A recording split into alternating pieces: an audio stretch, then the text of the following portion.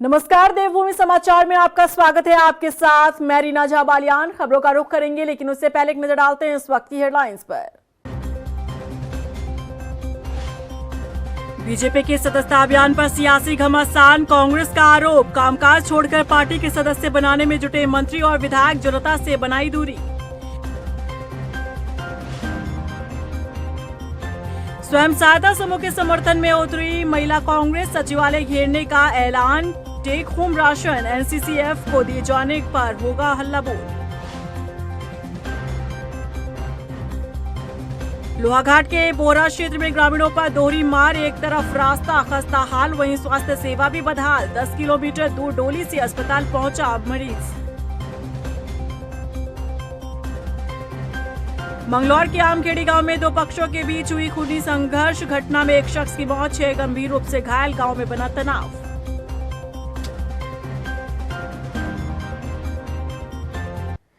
चलिए बुलेटिन की शुरुआत कर लेते हैं। लोकसभा चुनाव में सीटें कम होना और उपचुनाव में हार का सामना करना बीजेपी पर भारी पड़ता दिख रहा है। मन मुताबिक परिणाम ना मिलने के कारण बीजेपी पर प्रेशर इतना ज्यादा बढ़ चुका है कि उत्तराखंड में कामकाज को भुलाकर विधायक और मंत्री पार्टी के लिए सदस्य बनाने में जुटे हैं। लेकिन हालत ऐसी कि पार्टी के साथ लोगों को जोड़ने में भी इनके पसीने छूट रहे हैं। वहीं अब कांग्रेस ने इस मसले पर बीजेपी को घेरना शुरू कर दिया है। देखिए रिपोर्ट। उत्तराखंड में कामकाज से दूर विधायक और मंत्री, बीजेपी के लिए सदस्य बनाने में जुटे जनप्रतिनिधि, सरकारी कामकाज से बनाई दूरी। क्या विकास कार्यों से ज्यादा सदस्य बनाना जरूरी? इन दिनों उत्तराखंड में कुछ यही चल रहा है। सरकारी कामकाज से दूर, विकास कार्यों को भूल, विधायक हो या मंत्री बीजेपी के सदस्य जोड़ने में जुटे हैं। इस समय जनप्रतिनिधियों का पूरा फोकस पार्टी के सदस्य बनाने पर है। दरअसल बीजेपी ने अपने सभी 47 विधायकों को सदस्य बनाने का जिम्मा सौंपा है। हर विधायक को 10,000 सदस्य बनाने का टारगेट दिया गया है, जिससे विधायकों की लोकप्रियता का सच भी सामने आ रहा है। बीजेपी के कई विधायक ऐसे हैं जो पार्टी के साथ सदस्यों को जोड़ने में फिसड्डी साबित हो रहे हैं, तो कई विधायकों के पसीने छूट रहे हैं। हाँ, कुछ विधायक टारगेट के नजदीक जरूर पहुंच रहे हैं, लेकिन कुछ अभी 100 के आंकड़े को ही छू पाए हैं। लेकिन गौर करने वाली बात तो ये है कि इस वक्त विधायक हो या फिर मंत्री, सभी का फोकस पार्टी के साथ सदस्यों को जोड़ने पर है। देखिए, अब ये सदस्यता अभियान जो है, इसके लिए सभी कार्यकर्ता, सभी मंडल के पदाधिकारी से लेकर के जिले के पदाधिकारी, प्रदेश के पदाधिकारी, सभी विधायकगण, मंत्रीगण, सांसदगण लगे हैं और जो टारगेट दिया गया है उस टारगेट पे हम पहुंचेंगे। और जिस तरह से कहा गया है कि विधायक 10,000 कम से कम बनाएगा और प्रत्येक विधानसभा में जो वोट अभी लोकसभा में प्राप्त हुआ है उसके निमित्त आपको कम से कम 75% आपको सदस्य बनाने हैं। इसके निमित्त हम लोग सब काम पे लगे हुए हैं। सुना आपने, बीजेपी विधायक खजानदास खुद गिनती करवा रहे हैं कि संगठन से लेकर सरकार तक के लोग पार्टी के साथ सदस्यों को जोड़ने में जुटे हैं। यानी कि शासन के जिन लोगों पर विकास कार्यों को आगे बढ़ाने की जिम्मेदारी है, वही पार्टी के साथ सदस्यों को जोड़ने में बिजी है। इतना ही नहीं, कुछ मंत्री तो ये दलील दे रहे हैं कि बाहरी राज्यों में चुनाव प्रचार का जिम्मा संभालने के कारण सदस्य नहीं बना पा रहे हैं, लेकिन वापस लौटते ही इसमें जुट जाएंगे। यानी पहले चुनाव प्रचार, फिर सदस्यता अभियान, लेकिन प्रदेश के काम पर कोई नहीं ध्यान। मेरी विधानसभा में उत्तराखंड की तीसरी विधानसभा है जहां की 58% से ज़्यादा सदस्यता अभी तक हो चुकी है। और जैसे हम दौरे से लौटेंगे तो हमारी सदस्यता 100% पूरी हो जाएगी। सदस्यता प्रॉब्लम मैंने कहा ना, कोई भी जागरूक व्यक्ति, कोई भी पढ़ा लिखा व्यक्ति भारतीय जनता पार्टी के कारनामों को देखते हैं, उनकी कुकृतियों को देखकर उससे जुड़ना नहीं चाहेगा। जो पुराने लोग हैं उन्हीं को दोबारा सदस्यता दिलाकर अपनी जान बचाने की कोशिश हो रही है। बड़ी हैरानी की बात है कि इस वक्त बीजेपी का पूरा ध्यान सदस्यों को जोड़ने पर है। जरा सी खिसकती सियासी जमीन ने बीजेपी का प्रेशर बढ़ा दिया है। बीजेपी इस कदर बौखलाई है कि लगता है कि प्रदेश के कार्यों से कोई सरोकार ही नहीं। लेकिन सवाल है कि आखिर ये कहां तक जायज है। पार्टी के साथ सदस्यों को जोड़ने का जिम्मा संगठन तक तो ठीक है, लेकिन जब मंत्रियों और विधायकों को इस तरह का काम सौंप दिया जाएगा तो फिर बाकी कामकाज कब होगा?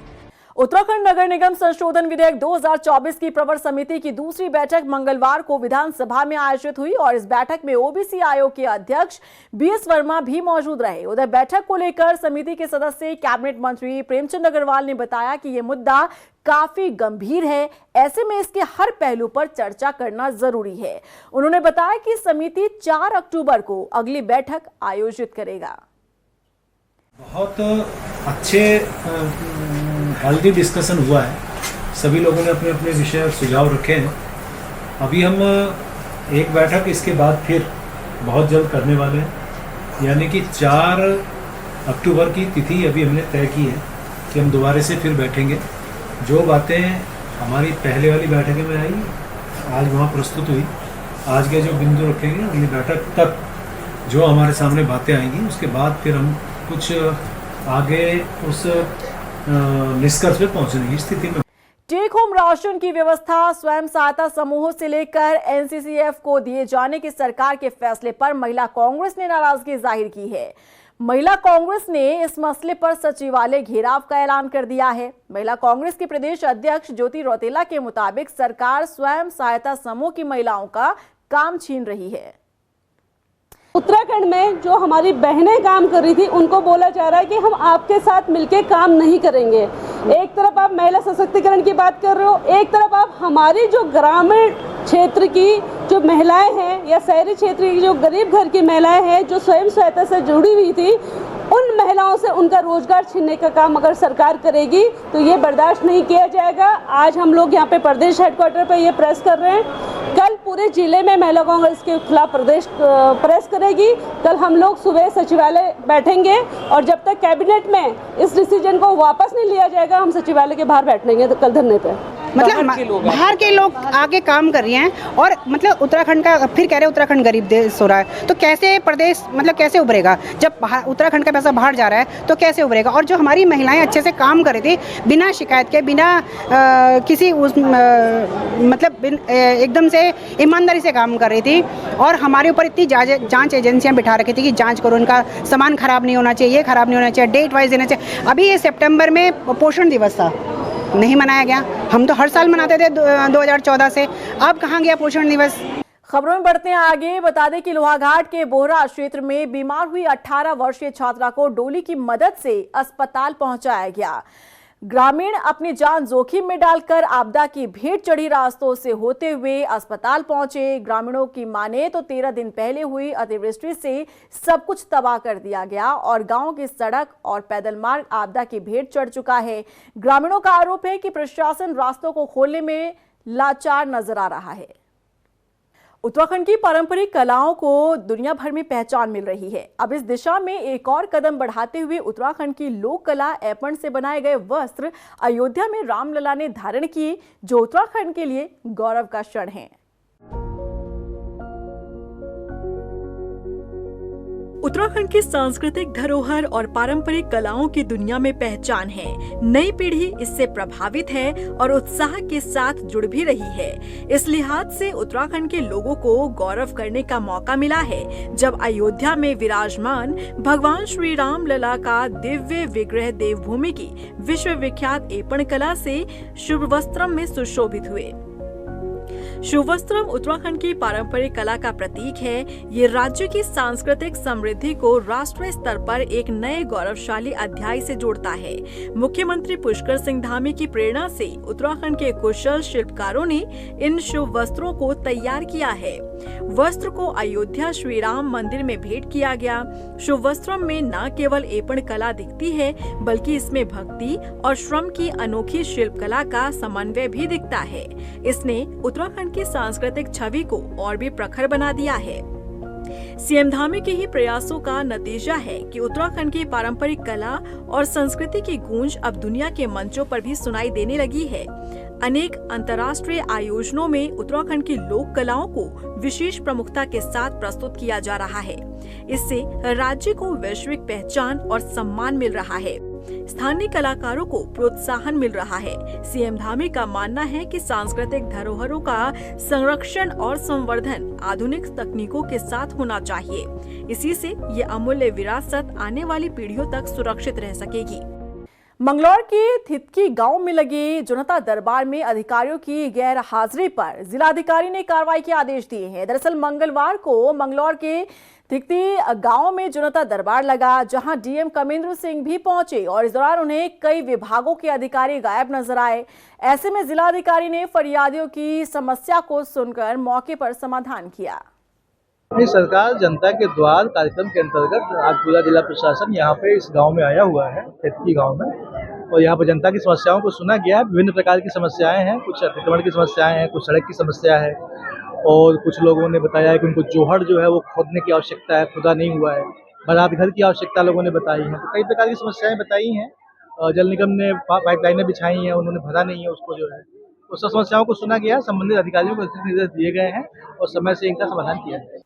उधर किच्चा में एसडीएम कौस्तुभ मिश्रा ने आधार कार्ड बनाने वाली एक एजेंसियों के केंद्र पर छापा मारा। दरअसल काफी वक्त से इस आधार कार्ड सेंटर में वसूली को लेकर शिकायत मिल रही थी, कई बार हंगामा हुआ। ऐसे में जब इसकी भनक एसडीएम को लगी तो उन्होंने वहां छापा मारा। फिलहाल केंद्र को बंद कर जांच शुरू कर दी गई है कि जो निर्धारित शुल्क है उससे अधिक शुल्क की धनराशि जो है वसूली की जा रही थी। इसके अतिरिक्त अन्य केंद्रों पर इस प्रकार की भी समस्याएं आ रही थी कि जो लोग इंटाइटल्ड नहीं हैं, जिनका यहाँ पे रजिस्ट्रेशन नहीं है या जो यहाँ पे आधार इत्यादि काम करने के लिए या किसी अन्य प्रकार के काम करने के लिए इंटाइटल्ड नहीं है, इस प्रकार की शिकायतें लगातार प्राप्त हो रही थी। उसके क्रम में एनआईसी की हमारी टीम अभी दस्तावेजों को खंगाल रही है, क्या क्या दस्तावेज इनके द्वारा जारी किए गए हैं, क्या क्या संशोधन किए गए हैं। प्रथम दृष्टिया जो शिकायतें प्राप्त हुई हैं उसमें कुछ साक्ष्य सही शिकायतें प्राप्त हुई हैं, गंभीर हैं, उनको देखते हुए अभी इस पे जांच चल रही है। इसके उपरांत जो भी तथ्य सामने आएंगे उसके हिसाब से कार्रवाई। वहीं टिहरी पुलिस ने मेडिकल स्टाफ की सुरक्षा को लेकर जरूरी कदम उठाए हैं। जानकारी के मुताबिक पुलिस प्रशासन ने जिले में मौजूद सभी अस्पतालों में चेतावनी बोर्ड लगाए हैं। इसमें मेडिकल स्टाफ से अभद्रता करने, शांति व्यवस्था भंग करने और काम में बाधा डालने पर कानूनी कार्रवाई की चेतावनी दी गई है। उधर मेडिकल स्टाफ पुलिस की इस पहल का स्वागत कर रहे हैं। जो भी अभद्र व्यवहार किया जाता है उसके लिए जो हमारे जो भी यहाँ पे पी के जो भी गलत व्यवहार किया जाता है उसके लिए बहुत सहायक रहेगा कि जो भी आएगा वो पहले इस चस्पे को पढ़ेगा और जो भी अभद्र कार्य करने से पहले 50 बार सोचेगा। उधर पौड़ी में एनएसयूआई ने छात्र संघ चुनाव के प्रत्याशियों के नामों का ऐलान कर दिया है। जानकारी के मुताबिक संगठन के जिला अध्यक्ष ने प्रत्याशियों के नामों की घोषणा की है। वहीं प्रत्याशियों ने अपनी जीत का दावा किया है। लेकिन कई बार ऐसा होता है कि परिवार के कुछ सदस्य नाराज हो जाते हैं। पिछली बार कुछ सदस्य हमारे परिवार के नाराज हो गए, तो ये हम लोगों की थोड़ा कुछ संगठन की नाकामी रही, हम सबको संभाल नहीं पाए। लेकिन आज मुझे बहुत खुशी है कि मेरे साथी मेरे भाई राजेश भंडारी जी, अभी इससे पूर्व में जो प्रत्याशी रहे हमारे अमन नयल जी, आस्कर राव जी, इन सबके नेतृत्व में एनएसयूआई एकजुट हुई है और सब इस बार एनएसयूआई का परचम बीजेआर परिसर में पुनः लहराने जा रहे हैं।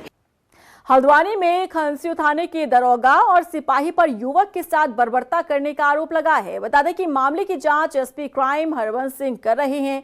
ऐसे में खनस्यू के ग्रामीणों ने मंगलवार को एसपी क्राइम हरबंस सिंह से मुलाकात की, जहां पीड़ित युवक ने अपनी आपबीती बताई और शरीर पर पड़े चोट के निशान भी दिखाए।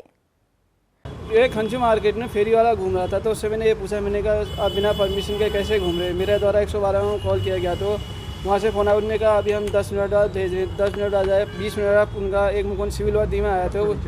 उसके बाद फिर हम दोनों को थाने ले जाया गया, तो विनोद यादव ने मेरे से करके बात करके मेरे को कस्टडी में बंद रखा। उसके बाद जो कंबल वाला था उसको उन्होंने अंदर बाहर 2-3 बार अंदर बाहर भेजा गया। भेजने के बाद उन्होंने उससे अंदर ले जाकर उन्होंने उसको अपने अंदर ऑफिस में ले जाके उसको 10 मिनट बाद छोड़ दिया था। तो फिर मेरे से विनोद यादव ने हाथापाई करने के बाद फिर मैंने उनसे ऐसा कहा, तो फिर मेरे को ज़बरदस्ती अंदर ले जाने के बाद पट्टे से बेरहमी से पीटा गया।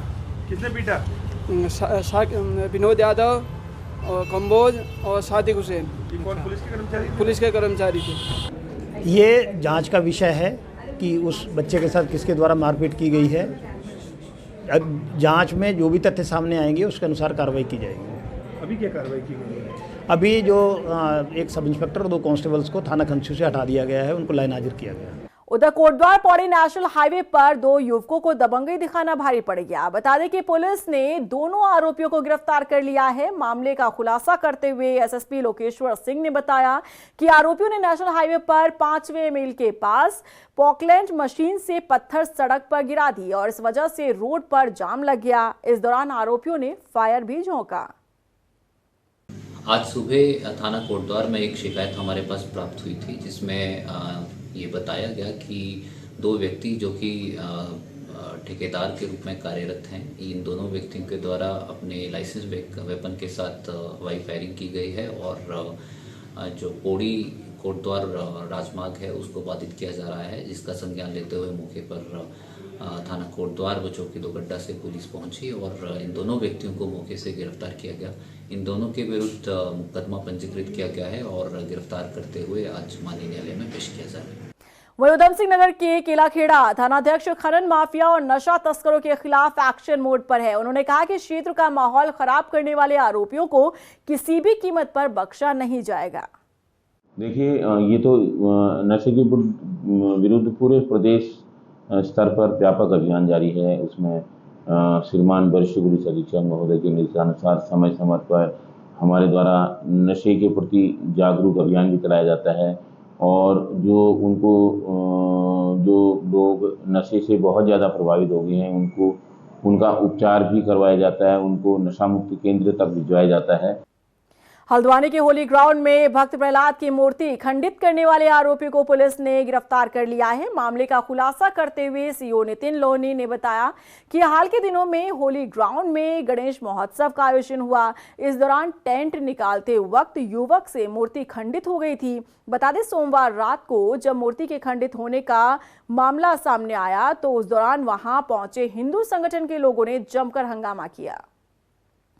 देखिए, इसमें सूचना आई थी हमारे पास कि भक्त प्रहलाद की जो मूर्ति है वो खंडित हो गई है, तो इसमें त्वरित कार्रवाई करते हुए पुलिस ने इसमें जो अभियुक्त है जिसके द्वारा ये कृत्य किया गया उसको गिरफ्तार कर लिया। ये हमारी कस्टडी में है और इससे पूछताछ चल रही अभी और इसमें डिटेल्स चेक किए जा रहे हैं। इसके अलावा इस पूरे एरिया को क्योंकि जनता में आक्रोश था इस बात को लेकर और सर्विलांस उतना सीसीटीवी का वहाँ पे प्रेजेंस नहीं था, तो 3 सीसीटीवी से उस पूरे मंदिर प्रांगण को कवर किया जा रहा है, जिसका मॉनिटरिंग हम अपने सिटी कंट्रोल रूम में ले रहे हैं, उसका एक्सेस। इसके साथ साथ उस पूरे एरिया को नो वेंडिंग जोन डिक्लेयर किया गया है। नगर निगम के थ्रू ये आश्वासन दिया गया कि उस पूरे एरिया को नो वेंडिंग जोन डिक्लेयर किया जाएगा।